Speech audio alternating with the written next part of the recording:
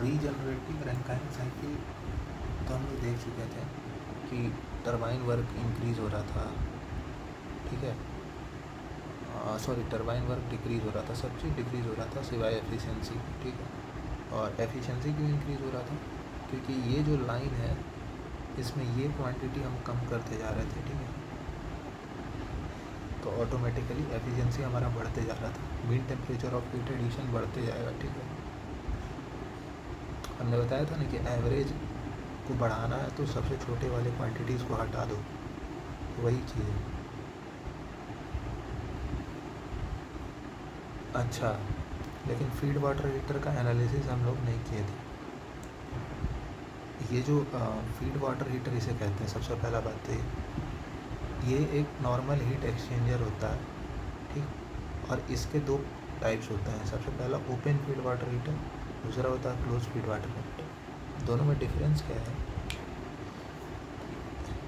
Heat exchanger एक chapter है heat transfer के अंदर। यहाँ पे ओपन फीड वाटर हीटर में क्या होता है, स्टीम और वाटर का डायरेक्ट फिजिकल कांटेक्ट के थ्रू हीट का एक्सचेंज होता है, ठीक है। तो इसीलिए यहाँ पे, अच्छा उसके ऊपर बाद में बात करेंगे। जो क्लोज फीड वाटर हीटर होता है वहाँ पे डायरेक्ट फिजिकल कांटेक्ट नहीं, बल्कि पाइप्स के थ्रू, एक पाइप में मेरा स्टीम जाएगा, एक पाइप में मेरा कोल्ड फ्लूइड जाएगा और यहाँ से ये हीट एक्सचेंज होगा, ठीक। फिलहाल अभी हम लोग ओपन फीड वाटर हीटर का बात कर रहे हैं। एक open feed water heater use करने के लिए हमको 2 पंप का रिक्वायरमेंट पड़ा, ठीक है। और ओपन फीड वाटर हीटर का एनालिसिस एक बार कर लेते हैं, ठीक है। देखो इसमें कौन कौन मास आ रहा है। एक m मास आ रहा है H1 एंथैल्पी पे, 1 - m मास आ रहा है H2 एंथैल्पी पे, फिर 1 kg रिलीव कर रहा है H3 एंथैल्पी पे। ऐसे ई लगाएंगे, मेरा ये इक्वेशन आ जाएगा। और इससे कई बार गेट के एग्ज़ाम में क्वेश्चन आया है, ठीक। कुछ H1 H2 H3 कुछ करेगा वो और कुछ पूछ लेगा, ठीक है, m डॉट ही पूछ लेगा। तो मतलब 1 open feed water heater requires 2 pump, ठीक।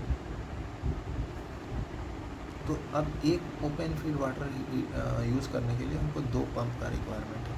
और जितना ज़्यादा open feed water heater use करेंगे उतना एफिशिएंसी बढ़ेगा। क्यों? क्योंकि देखो ये mean temperature of heat addition बढ़ते जाएगा, ठीक है।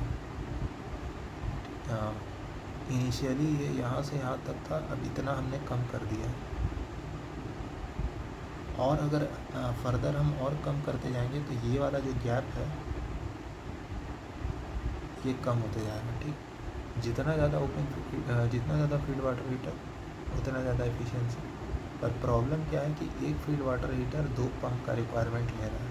अच्छा, एक्चुअली में ये पंप का जो रिक्वायरमेंट है उसको समझते हैं। जैसे ये ओपन फीड वाटर हीटर, ऊपर से स्टीम आ रहा है m मास का, और यहाँ जो पंप लगा हुआ है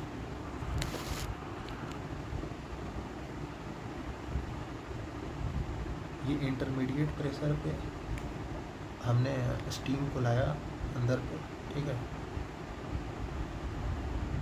यहाँ से जो 1 - m मास का जो वाटर है जो सब कूल्ड लिक्विड है, कंडेंसर से कंडेंस होकर जा रहा है। इस पंप का ये रिस्पॉन्सिबिलिटी है कि इस कंडेंसर प्रेशर से बढ़ा के इसको इंटरमीडिएट प्रेशर पे लाना ही पड़ेगा, तब जा कर के इस वाटर और इस स्टीम में के बीच में हीट का एक्सचेंज होगा। अदरवाइज़ अगर फ्लक्चुएशन हुआ, या तो स्टीम इधर फ्लो कर जाएगा या वाटर ऊपर फ्लो कर जाएगा, ठीक है। तो ये एक कंस्ट्रेंट होता है ओपन फीड वाटर हीटर के अंदर, ठीक है। और फिर जो यहाँ से फाइनली जो हीटेड वाटर निकलता है उसके लिए फिर एक अलग से पंप लगा करके इसको बॉयलर प्रेशर पे बढ़ाया जाता है, ठीक है। पर अगर हम क्लोज फीड वाटर हीटर का थोड़ा एनालिसिस देखें ओपन फीड वाटर हीटर में ये ज़रूरी है कि दोनों जो वर्किंग फ्लूइड के बीच में हीट एक्सचेंज हो रहा है उन दोनों का प्रेशर जो है एक प्रेशर पे लाया जाए, ठीक है। तो उस रीज़न से यहाँ पे 2 पंप लगते थे। एक पंप लगता था जो कि प्रेशर बढ़ाता था और इंटरमीडिएट प्रेशर के बराबर लाता था। फिर दूसरा पंप यहाँ से जो वाटर आता था उसको बॉयलर प्रेशर पे लेके जाता था, ठीक है।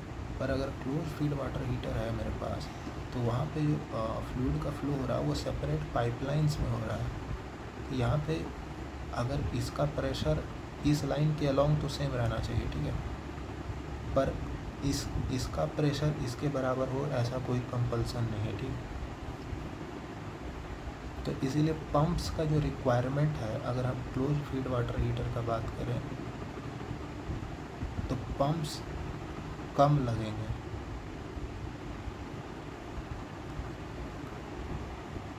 अब इसका डिटेल एनालिसिस हम लोग करेंगे अभी थोड़ी देर बाद, एक क्वेश्चन लेंगे उसके थ्रू करेंगे। तो पंप्स से आखिरकार दिक्कत क्या है मेरे को वो देखते हैं। तो ये इक्वेशन बड़ा क्लियर है, जितने pumps is equal to number of open feed water heater plus 1, ठीक है।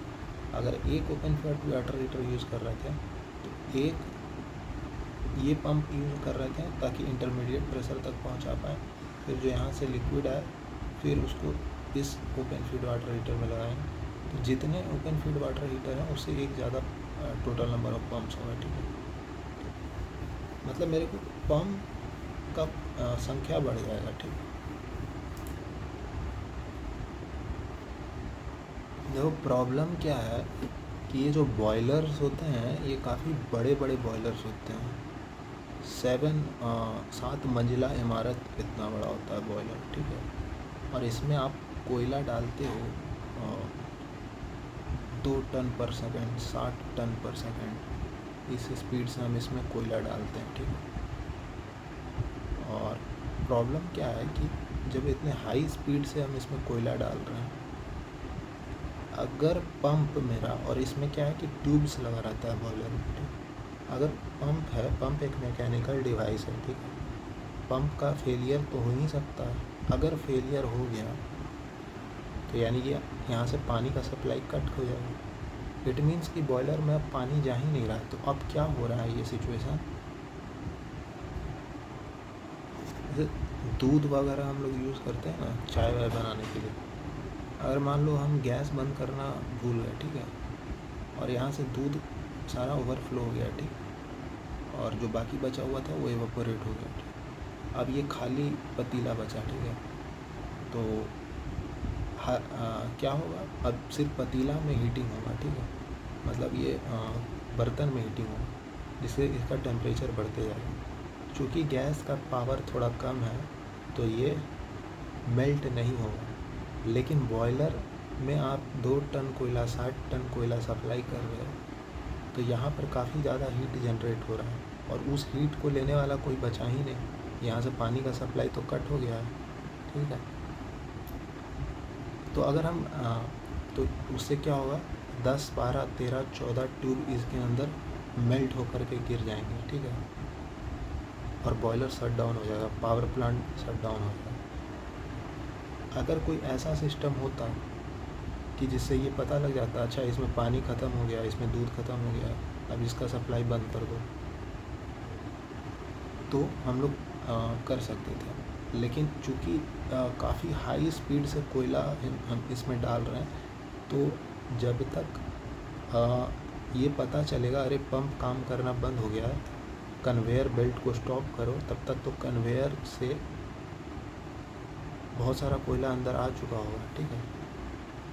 और उस कोयला से जो हीट निकल रहा है उसको लेने वाला कोई है ही नहीं, ठीक है। तो ये बहुत बड़ा एक फेलियर का रीज़न हो जाता है। तो इसके लिए हम क्या करते हैं, तो इस प्रॉब्लम को ओवरकम करने के लिए हम लोग क्या करते हैं, एक पंप एक्स्ट्रा लगाते हैं पैरेलल में, ठीक है। अब सपोज करो कि ये पंप मेरा 4 साल तक ठीक से काम कर रहा था, अचानक से इसमें कुछ डिफ़ॉल्ट आ गया जिसके कारण ये बंद हो गया। तो यहाँ सेंसर्स फिट रहेगा, जैसे ही सेंसर को पता लगेगा कि ये उतना प्रेशर को डेवलप नहीं कर पा रहा है तो इसका स्टॉप कर दिया जाएगा। फिर इस अब इसका रिस्पॉन्सिबिलिटी आ गया पानी को सप्लाई करने का, लेकिन हम पाया गया कि ये 3 साल से चला ही नहीं। 3 साल से नहीं चलने की वजह से अब जैसे हम 3 साल से सिर्फ बिस्तर पर बैठे हुए और एक बैग मेरे को 100 मीटर का रेस में दौड़ा दिया जाए, 200 मीटर दौड़ा दिया जाए, तो मेरा कैपेसिटी उतना भी है नहीं, ठीक है। तो इसको पंप को पानी फोर्स करने में दिक्कत होगा, मतलब इसको भी दिक्कत होगा, मतलब ये भी उतना एफिशिएंसी इसका बहुत डाउन होगा, 3 साल से चला ही नहीं। तो जनरली क्या होता है, पावर प्लांट में जितने भी इक्विपमेंट्स होते हैं एक्सेप्ट बॉयलर एंड टरबाइन, ठीक है, मेजर बड़े बड़े इक्विपमेंट्स को छोड़ करके जो भी होता है वो 3 के पेयर में लगा रहता है, ठीक। चलो ये नहीं चल रहा है, ठीक है, ये चल जाएगा, अगर ये भी नहीं चला तो उसके नीचे वाला चल जाएगा, ठीक है। और इस पंप को ठीक कराने के लिए हम अपने इंजीनियर को बुलाएंगे, तब तक ये दोनों पंप मिलके अपना काम कर देंगे, ठीक है, और बाद में आके इंजीनियर इसे ठीक कर लेगा। अब अगर ऐसा सिचुएशन है कि तीनों ही पंप काम नहीं कर रहा है तो उस केस में तो फिर पावर प्लांट को बंद करना होगा प्रॉपर, और पहले जिस कंपनी से पंप लिए हैं उनको जा कर के 2-4 गाली देना पड़ेगा, ठीक है, क्योंकि इतना ख़राब वैरायटी का पंप दे दिया है कि वो काम ही नहीं कर रहा। तो हाँ, अगर एफिशिएंसी बढ़ाने के चक्कर में आपने क्या किया कि multiple open feed water heater लगा लिया, ठीक, कई सारे ओपन फीड वाटर हीटर लगा लिया, तो हर फीड वाटर हीटर के साथ 3-3 पंप, 3-3 पंप, 3-3 पंप, और एक 3 पंप इधर भी। तो अब मेरे को पावर प्लांट में बाकी चीज़ से ज़्यादा मेरे को सिर्फ पंप ही पंप दिखाई देगा, और कभी ये काम नहीं करेगा, कभी ये काम नहीं करेगा, कभी ये नहीं काम करेगा। तो इन पंप का मेंटेनेंस के लिए मेरे को एक पंप इंजीनियर बुलवाना पड़ेगा जो कंटिन्यूसली पंप को मॉनिटर करता रहे, ठीक है। तो ये ड्रॉबैक है ओपन फीड वाटर हीटर में, क्योंकि यहाँ पंप का संख्या बहुत ज़्यादा हो जाता है, ठीक है। अब इस ड्रॉबैक को ओवरकम करता है क्लोज फीड वाटर हीटर।